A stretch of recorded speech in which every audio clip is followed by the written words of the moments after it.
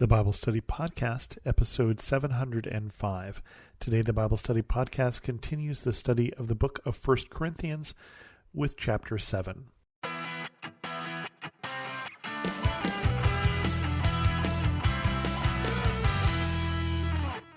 Welcome to the Bible Study Podcast. I'm your host, Chris Christensen. I apologize for my voice today, but I just got off an interview for about an hour and a half, and I've kind of talked myself out. 1 Corinthians 7, that may be the chapter that you read at your wedding. No, wait, that was another one. But this is another chapter about married life. Concerning married life. Now, for the matters you wrote about, it is good for a man not to have sexual relations with a woman. But since sexual immorality is occurring, each man should have sexual relations with his own wife, and each woman with her own husband. The husband should fulfill his marital duty to his wife, and likewise the wife to her husband. The wife does not have authority over her own body, but yields it to her husband. In the same way, the husband does not have authority over his own body, but yields it to his wife. Do not deprive each other, except perhaps by mutual consent and for a time, so that you may devote yourselves to prayer. Then come together again so that Satan will not tempt you because of your lack of self-control. I say this as a concession, not as a command.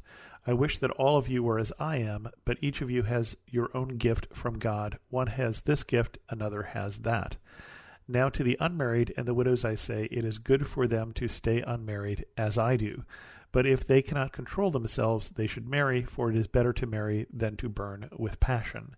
To the married I give this command, not I, but the Lord. A wife must not separate from her husband, but if she does, she must remain unmarried or else be reconciled to her husband, and a husband must not divorce his wife. To the rest I say this, I, not the Lord. If any brother has a wife who is not a believer, and she is willing to live with him, he must not divorce her. And if a woman has a husband who is not a believer, and he is willing to live with her, she must not divorce him. For the unbelieving husband has been sanctified through his wife, and the unbelieving wife has been sanctified through her believing husband. Otherwise your children would be unclean, but as it is, they are holy. But if the unbeliever leaves, let it be so. The brother or the sister is not bound in such circumstances. God has called us to live in peace. How do you know, wife, whether you will save your husband? Or how do you know, husband, whether you will save your wife? And I'm going to pause there for a second. So Paul is talking about marriage, and he is talking about marriage as someone who is not married. Paul is single, and when he says, I wish that everyone were as I am, he doesn't mean short or tall or Jewish. He means unmarried. And he talks about that elsewhere when he refers to the other disciples, many of whom, or most of whom, are married, and calls out himself as someone who is not. And he feels this way because it feels that it gives him the ability to focus on the things of the kingdom of God.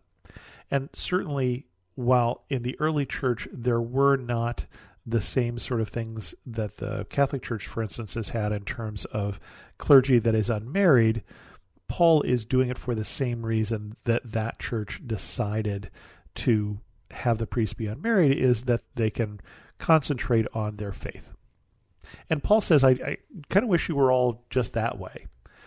Now, you and I may not wish the same things. And I certainly, as someone who has been married for coming up on 40 years, don't feel the same way about marriage that Paul does. And Paul, it's interesting in here, talks about things that he feels and things that are coming from God. And that's very interesting when Paul is saying, I'm not saying that this is a teaching from God. It's something that I think is wise. So if you have disagreements with Paul, it's always better to disagree with him about the things that Paul himself is saying are not coming from God, they're coming from Paul. Anyway, the first thing he talks about here is sexual relations. And he says, some of you want to have sex. You may find this to be true. I have found this to be true, that is true for a lot of us, that there are sexual desires that people have. We are sexual beings. And he's saying, if you're going to do that, let's do it in marriage. And if you're in marriage, don't deny yourself that outlet for those sexual desires, because it's okay in marriage, but it's not great, it's not good if you take it outside of that marriage. And so you as a husband don't deny your wife so that she won't go off looking for it elsewhere. You as a wife don't deny your husband so he won't go off looking elsewhere. That let's keep that in marriage. And Paul doesn't get into the details why he's saying that, but this is a consistent theme that comes from Old Testament law as well. First of all, let's look at it in the frame of the Bible.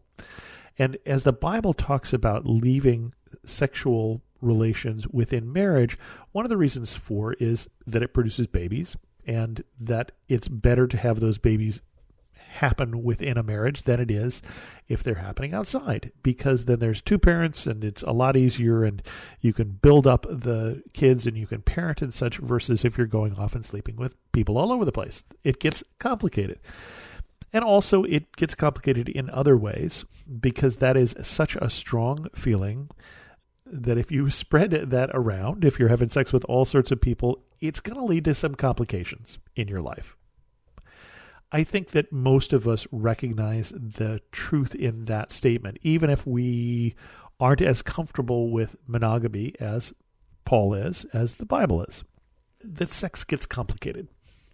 It's pretty cool, I think. I happen to be a fan of it, again, within the constructs of marriage, that's the place for it. Because it's very intimate, and marriage provides a safe place for it.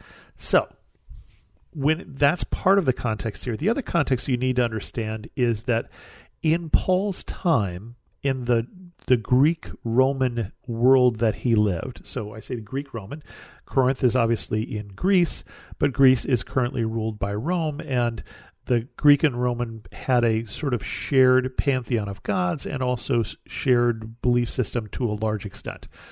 A little more sensual-based in Greece, and a little more Eastern-facing and a little more Western-facing and logical, left brain versus right brain in Rome. But again, a shared culture in general. And part of the culture was that it was sort of the expectation at the time that every Roman man had his wife, he had his concubine, and then he went and slept with the temple prostitute, or had sex with the temple prostitute also. There was really probably no little sleeping involved. And that was not surprising. And so Paul is speaking into a culture that these people are coming out of, where there's sex all over the place, and marriage it's not held in the high regard that the church holds it in. And especially the position of women was much weaker because of that. No one would raise an eyebrow if your husband was unfaithful to you, because they really didn't think he probably was going to be within that culture. And so one of the things that the church changes as Christianity comes in is, we're going to look at some of these passages that Paul talks about in terms of men and women, and we're going to look at them in light of our culture, and we're going to say, wow, Paul doesn't like women very much, or boy, that sounds very male chauvinist, or there's other reactions we can have. But we need to understand that in the context of the time, him putting women on an equal footing with men for things like this particular issue of sex is quite countercultural. And also him saying, I don't do that. I'm not going to be married. I think that you all should be that way, is also countercultural for the time. And then he, more specific commands about women who are unmarried. He says, if you can stay unmarried, that's great. But if you're burning with passion, then, if you feel that way about somebody, then marry them. That's okay. And then he also talks about separation. He talks about divorce. And the general rule, or and I don't want to say rule here, because he's definitely saying, I, not the Lord, is that marriage is intended to last. When you get married, you usually make some promises. People talk about their forever love. That is not what you promise in marriage. You promise to love somebody until they die. Okay, that's the promises most of us make when we get married. And Paul's saying we make those promises before God. Let's either not make the promises and don't get married, or make the promises and keep them. Including if you marry somebody who is an unbeliever, he's saying if they stay, then you should stay. You should live at peace with them to the extent that you can. Saying if they leave, that's a different matter. If they've had enough of you and they leave, then he doesn't necessarily think you should follow after them. And again, he says, I, not the Lord. So this is something that's coming from Paul, who has some wisdom and has some experience, but he's not saying it's a command from God. The Old Testament command was that you should not divorce, but there was provision in the Mosaic law for divorce. It was fairly easy for the man to divorce a woman, much, much harder for a woman to divorce a man. And again, that's not what's coming out in this. He's not giving different rules for men or women. He's saying it's a commitment, it's a promise, keep the promise. Whether you're a man or a woman, no different rules here laid down. I say rules liberally because he's not saying this is coming from God, but he's advising this. The wisdom that he says is that you don't know how your unbelieving spouse will be affected by living with them. Now, if you are a positive witness for your faith, if you are living a life that is full of love, joy, peace, patience, goodness, kindness, gentleness, self-control, all those things that Paul tells us in another letter are the mark of what a Christian, a mature Christian, should be or should be becoming, then that's going to have an impact on your spouse. And if you're living with somebody like that, that's going to have a positive impact. You're to say, well, Christians are loving, Christians are joyful, Christians are peaceful. Yeah, that's going to make it more likely that someone is going to be attracted to the faith. Now, if you're a Christian with your spouse or with anybody else, and their impression of you is Christians are hypocritical, and Christians are critical, and Christians are angry, and Christians are mad, and Christians are whatever, that is not going to attract anybody. Why would you want to be an unhappy person like that? And so, part of his assumption here is that one of the reasons that you're staying is that you made the promise, and one of the reasons that you're staying is it might be good for your spouse. You may bring them to Jesus. But we don't bring people to Jesus through haranguing them very often. I can't say that I've ever heard any story where someone said, fortunately my wife harangued me until I became a Christian. Doesn't tend to happen. That's not what we're selling in some sense. That's not who we're called to be. We're called to be people who have a joy that comes from a relationship with God, a joy that is contagious, a love that is contagious. And so we have to put that in the context here of that's who he's expecting us to be, and that's why he's saying you don't know how that will affect your spouse. Okay. Concerning change of status, nevertheless, every person should live as a believer in whatever situation the Lord has assigned them, just as God has called them. This is the rule I lay down in all the churches. Was a man already circumcised when he was called? He should not become uncircumcised. Was a man uncircumcised when he was called? He should not be circumcised. Circumcision is nothing, and uncircumcision is nothing. Keeping God's commands is what counts. Each person should remain in the situation they were in when God called them. Were you a slave when you were called? Don't let it trouble you, although if you can gain your freedom, do so. For the one who was a slave when called to faith in the Lord is the Lord's freed person, similar to the one who was free when called is Christ's slave. You were bought at a price. Do not become slaves of human beings. Brothers and sisters, each person as responsible to God should remain in the situation they were in when God called them. This is a verse that has definitely been taken out of context and definitely been used over time to promote that Paul is not saying anything against slavery. So we need to put it in the context here that he's saying to live at peace, to live in the situation you find yourself in.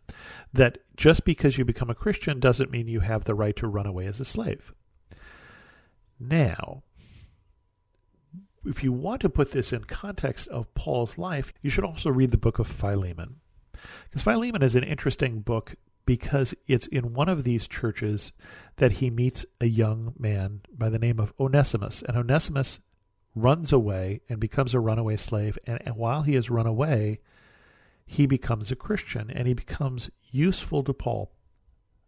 Onesimus, which means useful, becomes useful to Paul. And Paul in the book of Philemon, this one chapter book, sends him back to his master and says, because he is your slave and he's run away, he should go back to you, but I'm going to ask you as your Christian brother to set him free because he's been useful for me in my ministry. But I'm going to put it on your conscience and let you decide it. But legally, he's still your slave, but he's also your brother now. And so he uses that one particular example, and it's the only time I can think of that Paul gets away from the theoretical into the practical, personal issue here of slavery. Again, slavery was not chattel slavery like it was in the U.S. It was usually slavery because people had been defeated in battle, or they were sold into slavery to pay off a debt. And he's not pro-slavery. He's not anti-slavery in the same sense that we think of it. He does say if you can get yourself free, get free, because then you'll have one less master, basically. Your master would only be Christ. But he's saying you're not better or lesser as a person for being slave or being free. Right? That the person who is free is Christ's slave, and the person who is a slave is the Lord's free person. That their situation with their faith is more important than their other situation. So he's saying don't use your newfound faith as an excuse for changing a situation you're trying to change. Be a Christian wherever you find yourself. If you're married, stay married. If you're a slave, don't worry about it unless you can get free, in which case freedom is better. But you've been bought at a price by Christ. We are all slaves to Christ. We've all been freed by Christ because Christ paid that price for us like someone would buy a slave. And that's the most important relationship. But then you're going to have all these other relationships, including spouses who don't believe, including masters who may or may not be your brother in Christ. And within all those situations, we are called to be Christians. We are called to live out the love of God wherever we find ourselves. The calling to Christianity is not immediately or for everyone to go off and become a monk, to go off and become Paul, to become missionary, or to become someone who isn't married. He's saying, if you find yourself circumcised, stay circumcised. I didn't know that was an option to be uncircumcised, but Paul is just saying it's not as important, that status, as your status of being a Christian. And then concerning the unmarried, now about virgins, I have no command from the Lord, but I give a judgment as one by whom the Lord's mercy is trustworthy. Because of the present crisis, I think it is good for a man to remain as he is. Are you pledged to a woman? Do not seek to be released. Are you free of such a commitment? Do not look for a wife. But if you do marry, you have not sinned, and if a virgin marries, she has not sinned. But those who marry will face many troubles in this life, and I want to spare you this. What I mean, brothers and sisters, is that the time is short. From now on, those who have wives should live as if they do not, those who mourn as if they did not, those who are happy as if they were not, those who buy something as if it were not theirs to keep, those who use the things of the world as if not engrossed in them. For this world in its present form is passing away. I would like you to be free from concern. An unmarried man is concerned about the Lord's affairs, how he can please the Lord, but a married man is concerned about the affairs of this world, how he can please his wife, and his interests are divided. An unmarried woman or virgin is concerned about the Lord's affairs. Her aim is to be devoted to the Lord in both body and spirit. But a married woman is concerned about the affairs of this world, how she can please her husband. I am saying this for your own good, not to restrict you, but that you may live in a right way in undivided devotion to the Lord. If anyone is worried that he might not be acting honorably towards the virgin he is engaged to, and if his passions are too strong, and he feels he ought to be married, he should do as he wants. He is not sinning. They should get married. But the man who has settled the matter in his own mind, who is under no compulsion but has control over his own will, and who has made up his mind not to marry the virgin, this man also does the right thing. So then, he who marries the virgin does right, but he who does not marry her does better. A woman is bound to her husband as long as he lives, but if her husband dies, she is free to marry anyone she wishes, but he must belong to the Lord. In my judgment, she is happier if she stays as she is, and I think I too have the Spirit of God.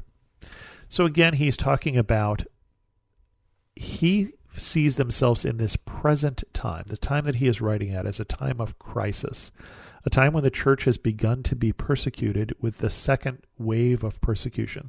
The first wave of persecution happens from the Jewish leaders, the second one from Rome. Paul is writing this likely in chains in Rome. I don't quite remember off the top of my head the time frame for this letter, but he certainly will be. And he's saying in this time is short. Now, he may have been thinking that the world was coming to an end. It did not. Or he may have just been thinking that our time on this earth is short. But it's a time of crisis, and in this time of crisis, he wanted people to be focused on God. And marriage is distracting. And he's right. If you're married, you do need to pay attention to your spouse, in addition to paying attention to your relationship to Christ. If he lived in our time, would he say the same thing? I don't know. Paul certainly talks like a bachelor when he says that those who marry will face many troubles in this life. That certainly sounds like something a bachelor would say. There's truth in it, for sure. As someone who has been happily married most of 40 years, not every year, we've had our times, as you will in marriage, as you will in relationships. But, most people look at our marriage and say they do pretty good. And I think it's been the best decision I have ever made. And it makes me look much smarter than I have any right to, the fact that I married a good woman who has done wonderful things to make my life better just by being around. So Paul and I may not see eye to eye on these issues, and he doesn't say that he speaks for everyone, but in the situation he finds himself, he's saying marriage is distracting, and he's right. It's a pretty wonderful distraction, but he's right that it does give you another person that you have to think about. Now, I have a friend who was married and later divorced, who said that you can always find out how selfish you are by getting married. Not that you'll necessarily discover that, but you'll have someone to tell you. And that is true, because you will find that you are no longer either the first or the second most important person in your life, not God and then you, but hopefully God and then your spouse and then you. And you will not always put things in that order. So Paul says, yeah, marriage is okay, but I like single life better, and you ought to be single if you can, but if you're not, that's okay too. This is why this is not read at very many weddings. We're going to read later on a passage about love that is read at a lot of weddings. It wasn't written for romantic love to be read at weddings. We'll look at that context there. We don't talk about Paul and his feelings on marriage as much because Paul's a bachelor. He's a fan of marriage, but not so much a huge fan. It's kind of like, having someone who is a celebrate priest giving you marital advice, having never been married.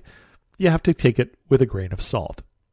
But again, that is what Paul is saying about marriage, is that it's something that you need to look at within the context of your relationship with God. That is a very long episode of the Bible Study Podcast. With that, we're going to end this episode of the Bible Study Podcast. If you have any questions, send an email to host@thebiblestudypodcast.com, or better yet, leave a comment on this episode at thebiblestudypodcast.com. And thanks so much for listening.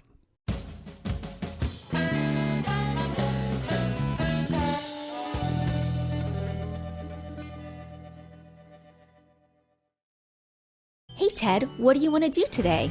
Well, Ashley, I've always got work to do, naps to take, but I have a better idea. How about we invite everyone to listen to the Team Us podcast? I love that idea. Let's do it right now. Hi, everyone. We're Ted and Ashley Slater, and we'd love for you to join us as we talk about teamwork in marriage. We share how grace, commitment, and cooperation can help couples live the everyday moments of marriage together. To listen, go to lifeaudio.com and search for Team Us.